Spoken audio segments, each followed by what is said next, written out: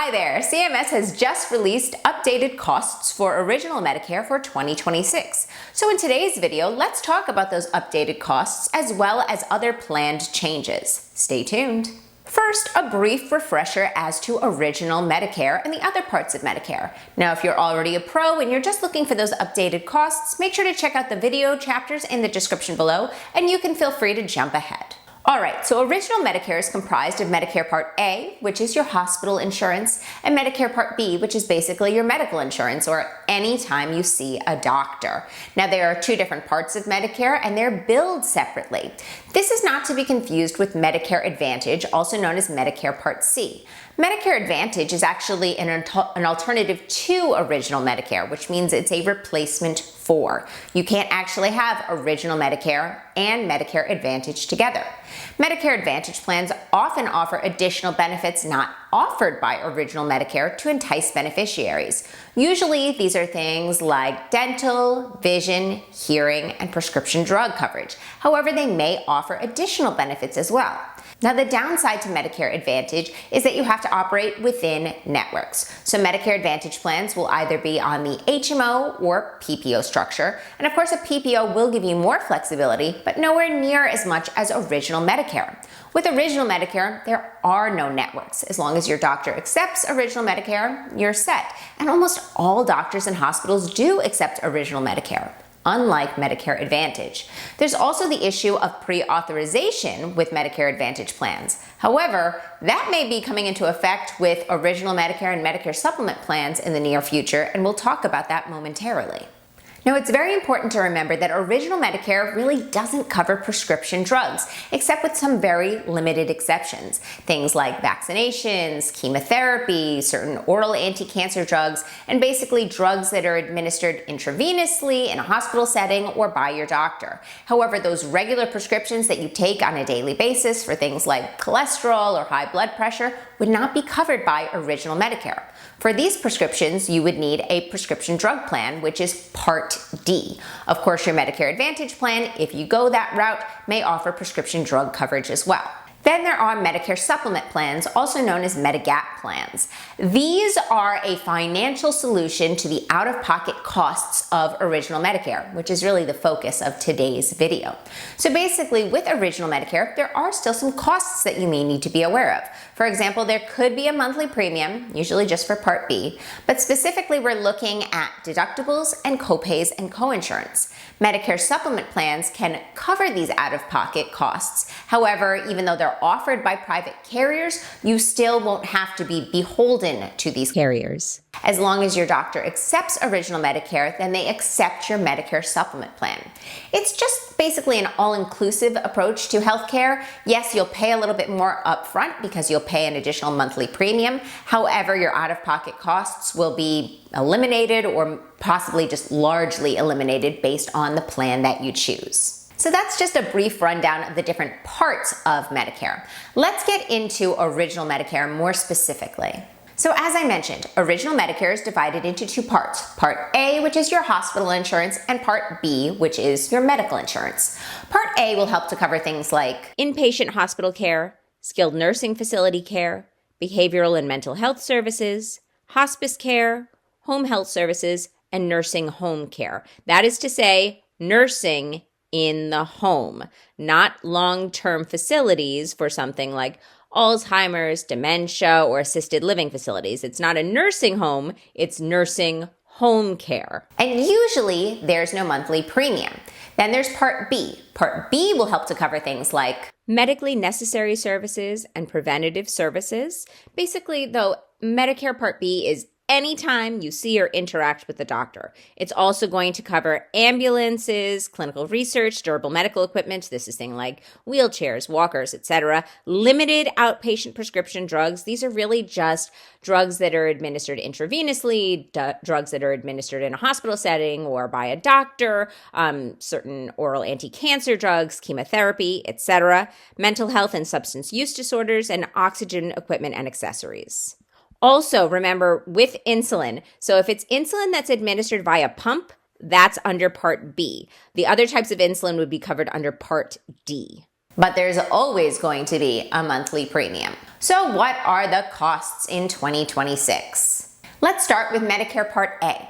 So for Medicare Part A, as I mentioned, usually there's no monthly premium.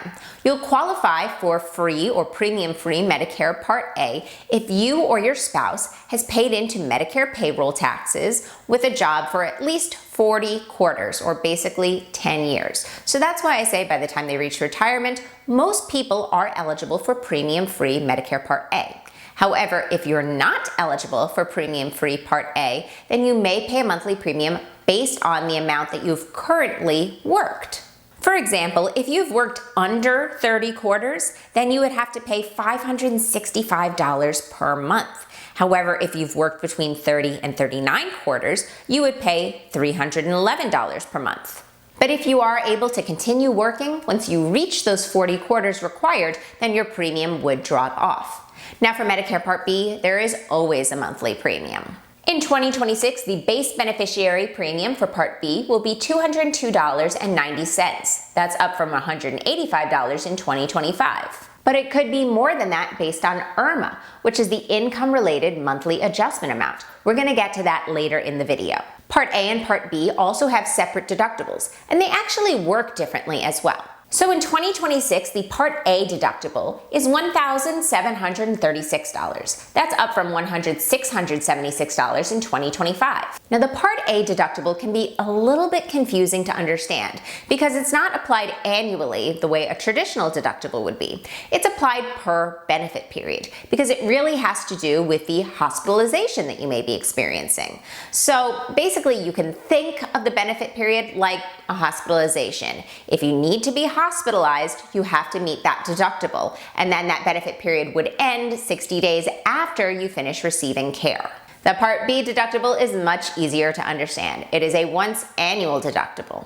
And in 2026, the Part B deductible is $283, which is up from $257 in 2025. Then there's Part A coinsurance or copays. Once you've met your deductible, your insurance will begin to contribute to the cost share. And at this point, you're responsible for a copay or coinsurance. Again, with Part A, it's a little bit more confusing to understand because your copay or coinsurance is determined by the type of care you are receiving, basically the facility in which you are receiving care, and of course, your length of stay. So let's take a look at this website. We are again on Medicare.gov, and if you scroll down here, you'll see what I'm talking about. So there's inpatient stay, skilled nursing facility stay, home health care, and hospice care. And basically the length of stay and where you are receiving the care is what determines your copay. So for inpatient care, there actually is no copay for days 1 through 60, but you do have to meet that deductible. Then for days 61 through 90 in 2026, it's $434 per day. For days 91 through 150, it's $868 per day. And after 150 days, you would pay all costs. These very high copays are why we highly recommend a Medicare supplement plan, also known as a Medigap plan. Now, if you're in a skilled nursing facility, then again, days 1 through 20, no copay. Days 21 through 100, $217 in 2026, and days 101 and beyond, you pay all costs. Now for home health care, it's $0 for covered services, and that's the same for hospice care as well. Again, for Medicare Part B, it's a little bit simpler. It is a 20% coinsurance for the Medicare approved amount for Medicare approved services. You pay 20% of the Medicare approved cost. However, those costs can vary, and that can be where it gets a little bit tricky. However, it is going to stay flat at that 20%. This is a great way that those Medicare supplement plans can step in to fill those out-of-pocket costs because they will help to cover or will possibly entirely cover your Medicare Part B coinsurances, meaning when you actually utilize your health insurance, you wouldn't have a coinsurance to worry about. The same thing can be said of Medicare Part A with regards to Medicare supplement plans. So what about the out-of-pocket maximum? Well, wait. With original Medicare, there actually is no out-of-pocket maximum.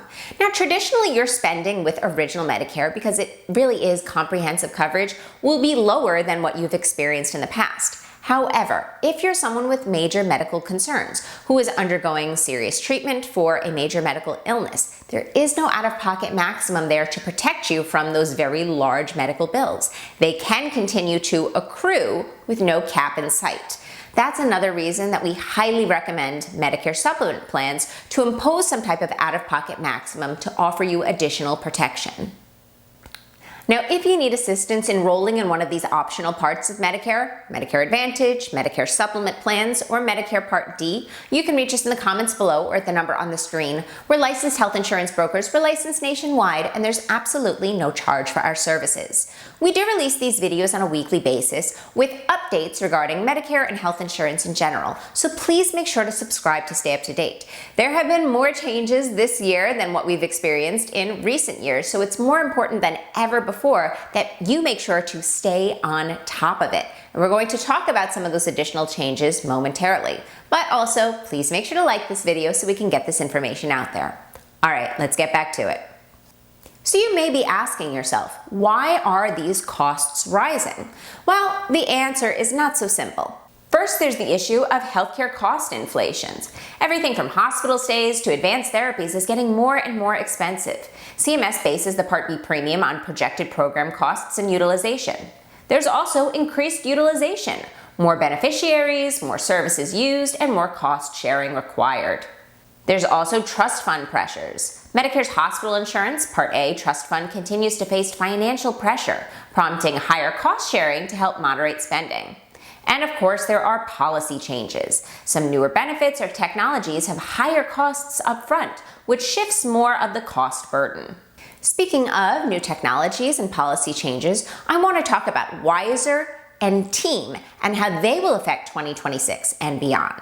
So first and foremost, Wiser stands for Wasteful and Inappropriate Service Reduction. This is a 6-year pilot model in 6 states: New Jersey, Ohio, Oklahoma, Texas, Arizona, and Washington, aimed to reduce unnecessary Medicare spending. It will use clinical review to speed up prior authorization and prevent low-value or inappropriate services. It's designed to improve care quality, reduce fraud and waste, and save taxpayer dollars. But that does mean that pre-authorization will now be involved. There's also Team, which is the Transforming Episode Accountability Model. It's a mandatory 5-year episode-based payment model for selected hospitals beginning January 1st, 2026 through December 31st, 2030. It seeks to improve the care of surgical episodes.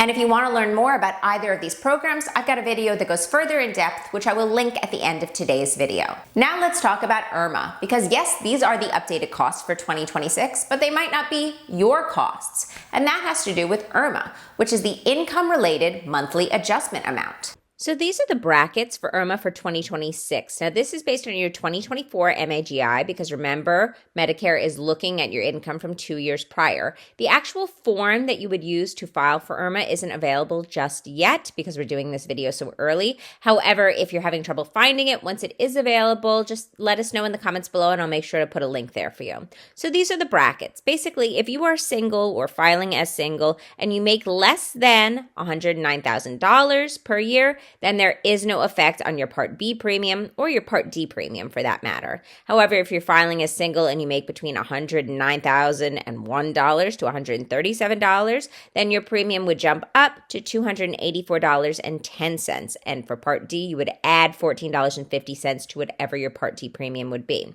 If you are single and make between $137,000 and $1 up to $171, then your premium jumps up to $405.80. If you are single and make between $171,001 and $1 to $205,000, then your premium is $527.50 per month.